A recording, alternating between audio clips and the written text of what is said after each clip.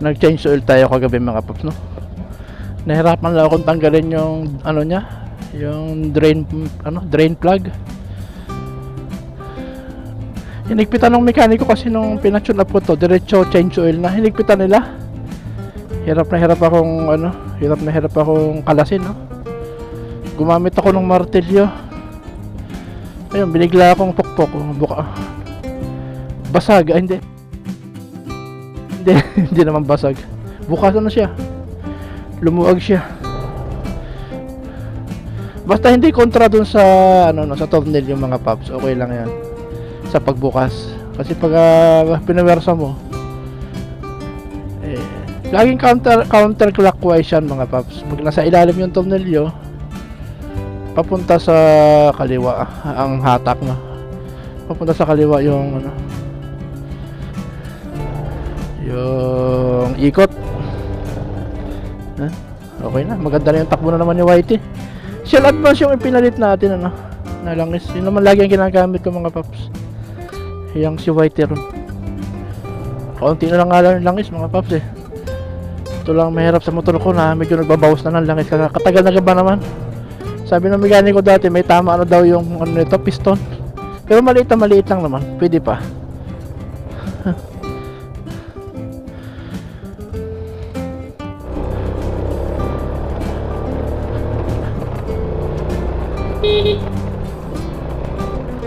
Mabilis si Whitey yun Batak na batak yung takbo Bukas na kaya yung bacon bibili sana tayong pandesal Anong oras na ba? Hirap naman na itong relo ko. Yung jacket ko pala hindi makita yung oras hindi makita yung oras Sarado pa si Buboy. Kabilisan na tayong pandesal. Sarado pa si Buboy. Harado pa si Buboy. Aray ko. Ito makabilihan ng isda mga paps. Mga pet shop sa aming lugar.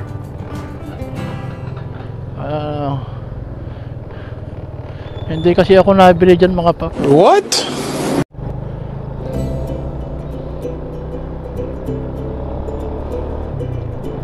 Ito mga paps, pasok ulit tayo ano ngayon, October 31 ngayon dito may bakery rin kasi rito baka masarap ang pandesal dito itatry natin. Dito sa may papunta sa may try natin dito mga paps ang pandesal kung masarap. Ito try natin.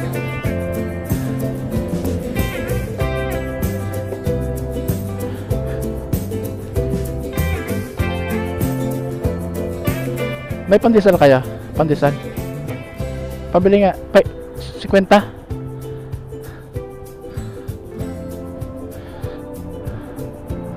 Hindi tayo may pa.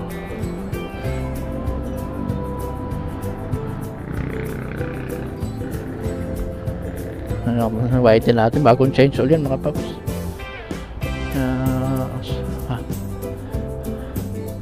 Quality yan.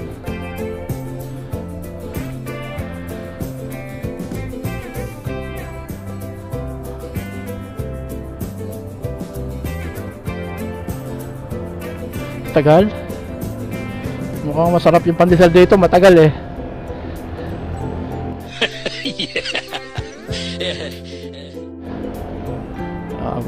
Sarado pa kayo si Bobo, yun talaga ako nabili ng tinapay. So laging tanghali na kasi magbukas yung mga paps si Boboy dun sa merkado Ito sa Chestnut Grove. Ito papasok dyan, Chestnut Grove yan mga kapawis So may pulong Santa Cruz.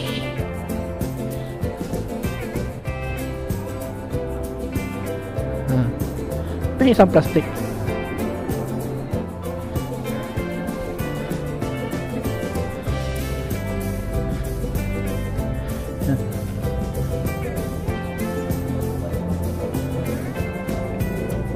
Mm.